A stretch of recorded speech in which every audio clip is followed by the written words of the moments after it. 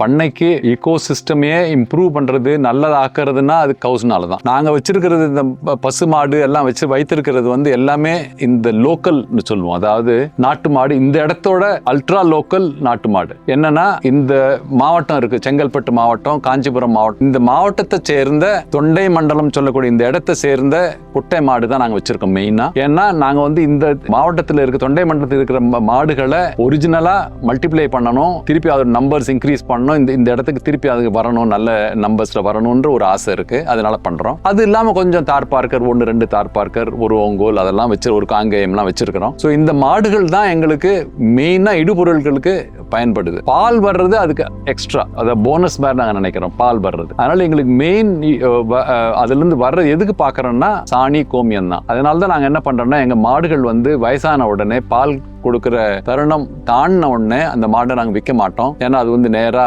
கசாப் கடைக்கு தான் போவோம். இங்கேயே வச்சிருந்து இங்கேயே ரிட்டையர் ஓய்வு பெற்று இங்கேயே இருந்து இங்கேயே தான் இறக்கும். அது வரைக்கும் நாங்கள் இங்கே தான் பார்த்துப்போம். அது வரைக்கும் அது சாணி கொடுக்கும், கோமியம் கொடுக்கும். அதனால அதை வச்சுக்கிட்டு நாங்கள் கிட்டத்தட்ட ஒரு கௌஷாலா மாதிரி தான். அதனால எங்களுக்கு மாடு தான் எங்களோட மெயின் பேக் போனு இந்த பண்ணையில் இடுபொருள் கிடைக்கிறது.